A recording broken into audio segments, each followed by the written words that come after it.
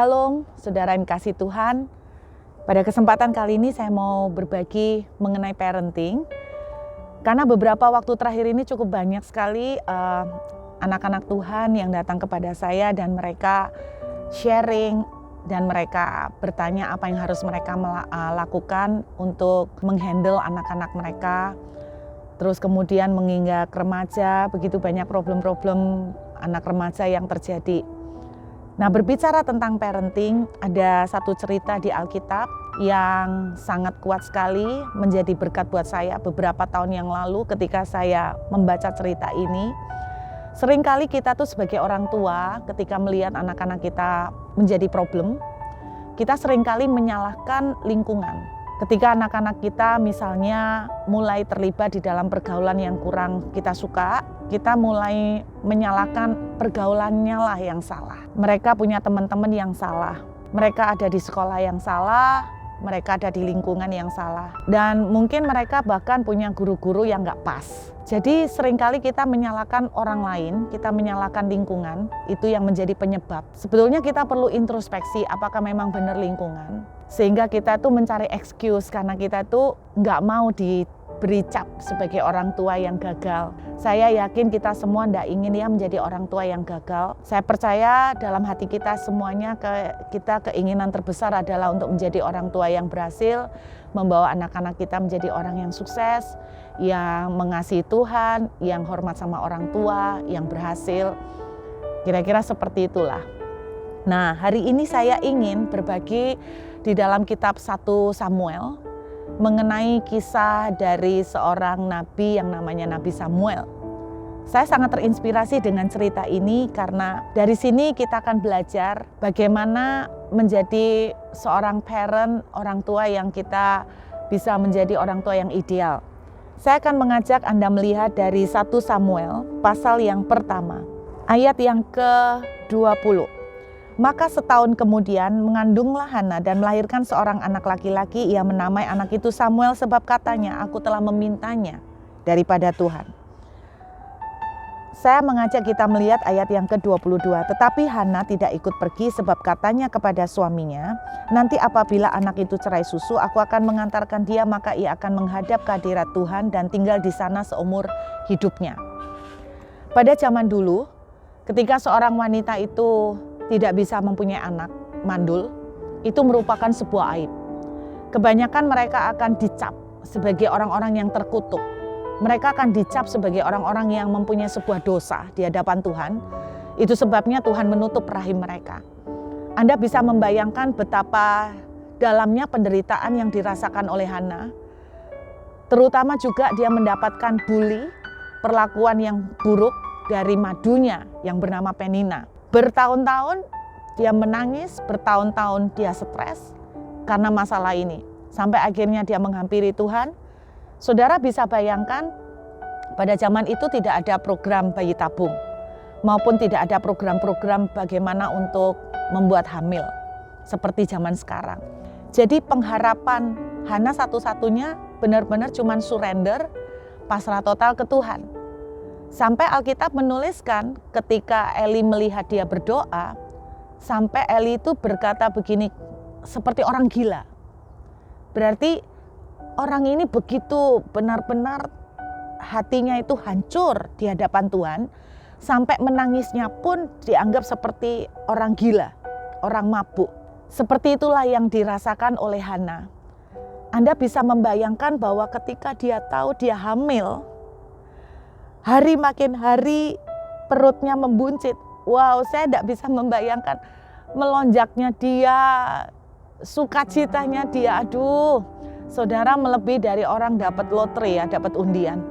Happy-nya banget saudara. Saya tidak bisa membayangkan bagaimana setiap hari, setiap menit dia tidak pernah berhenti bercerita ke orang-orang. Aku hamil loh, Tuhan itu dahsyat. Bayangkan Tuhan itu mendengar tangisku, mendengar doaku. Tuhan mengangkat aibku. Tuhan mengangkat aibku. Dia cerita kemana-mana. Dia bahkan bercerita kepada kandungannya. Saya membayangkan perutnya tambah buncit. Dia bilang, nak, kamu itu anak keajaiban. Kamu itu ya, Tuhan itu nyiapkan kamu jadi orang hebat. Karena waktu mama berdoa minta kamu, Tuhan itu mempersiapkan kamu untuk menjadi anak yang luar biasa. Mama ngomong, Tuhan, anak ini akan menjadi hamba-Mu.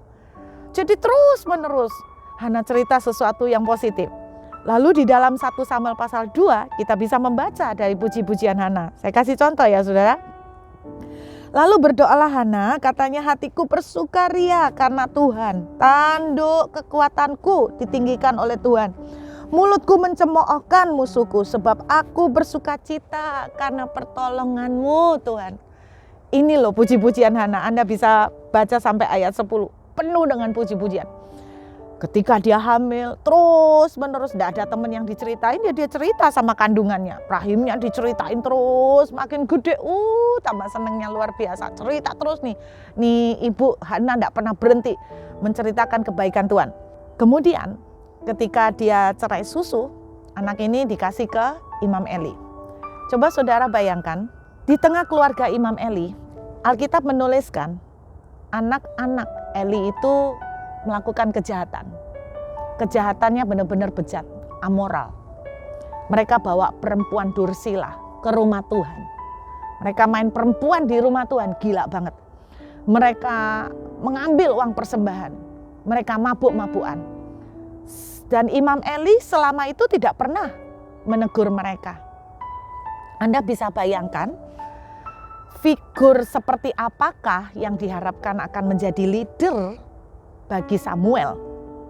Anaknya aja bejat kayak gitu, nggak ditegur, nggak diomongin apa-apa, mungkin ketakutan kali sama anaknya. Alkitab memang tidak menceritakan bagaimana kisahnya Imam Eli ini punya anak kok sampai takut sekali untuk mendidik anaknya, untuk negur anaknya. Mungkin juga dulu dapat anaknya susah kali, sehingga apa-apa dimanja, terlalu dispoil. Mungkin Alkitab tidak pernah menceritakan mengenai itu, tapi yang jelas anak-anaknya amoral, bejat. Tapi yang menjadi pertanyaan saya, kenapa Samuel tidak terpengaruh? Coba saudara membayangkan kondisi Samuel. Apakah tidak mungkin Samuel itu ketika anak-anak Imam Eli melakukan kebejatan, misalnya contoh simpel aja merokok deh. Kalau zaman itu udah ada merokok, ya saya percaya anak-anak Imam Eli pasti juga merokok dong. Kemudian dia datang ke Samuel. Samuel muda. Banci lo, gini aja lo nggak mau merokok. Enak lo, pengaruhin. 1 hari dipengaruhi nggak kena, 2 hari dipengaruhi nggak kena. Bertahun-tahun tetap nggak kena juga. Ada big question mark. Kenapa saudara? Nah ini yang saya percaya. Ada seorang yang pernah ngomong begini. Seorang anak itu seperti sebuah gelas. Gelas ini tergantung apa isinya. Suatu saat pasti tidak bisa menghindar, akan mengalami goncangan. Nah, ketika gelas itu digoncangkan, yang akan dikeluarkan dari gelas itu adalah apa yang menjadi isinya. Kalau gelas itu diisi dengan susu coklat, ketika goncangan terjadi yang keluar adalah susu coklat. Kalau yang diisi adalah jus jeruk, maka ketika digoncangkan akan keluar jus jeruk. Nggak mungkin lah kalau diisi coklat, keluarnya jus jeruk. Artinya begini, seorang anak ketika dia keluar nakalnya, banyak dari kita itu bilang begini, kok bisa seperti ini ya? Ini sekolahnya nih yang bikin begini, kasih pengaruh yang nggak bagus nih. Oh anak saya tuh tak didik bagus-bagus kok jadinya begini. Oh enggak saudara, saya mempercayai begini.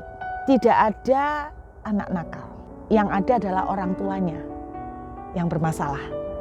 Tidak ada anak bermasalah, yang adalah orang tua yang bermasalah. Jadi orang tua yang bermasalah pasti akan nanti tanpa disadarin menghasilkan anak yang bermasalah.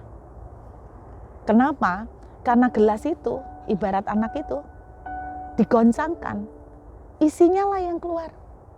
Jadi kalau anak itu dalam tanda kutip bermasalah, kita harus introspeksi apa yang selama ini diisi ke dalam anak itu.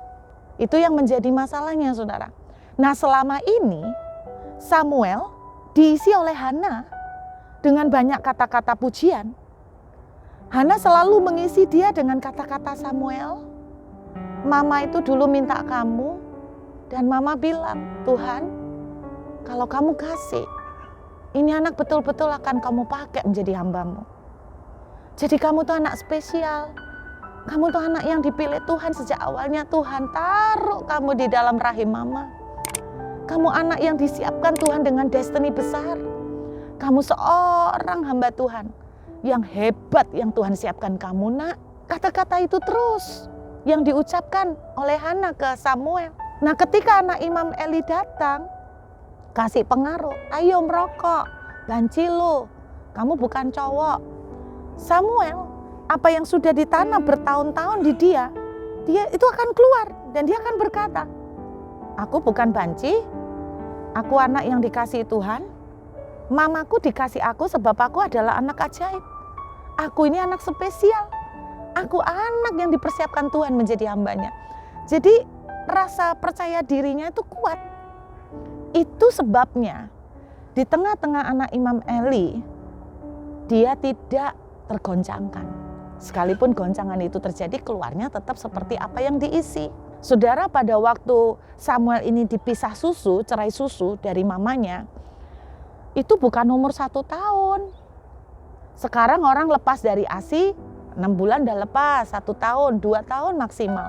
Tapi zaman dulu itu bisa sampai 9, sampai 10 tahun. Nah, Alkitab tidak menuliskan umur berapa Samuel itu lepas susu. Katakanlah taruhlah 8 sampai 9 tahun. 8 tahun, 9 tahun. Waktu yang sangat, mungkin saudara bilang cuman sependek. Tapi tiap hari 24 kali 7. Tiap hari, tiap menit saya percaya. Hana omongannya tidak pernah berhenti dari ucapan tentang kebesaran Tuhan.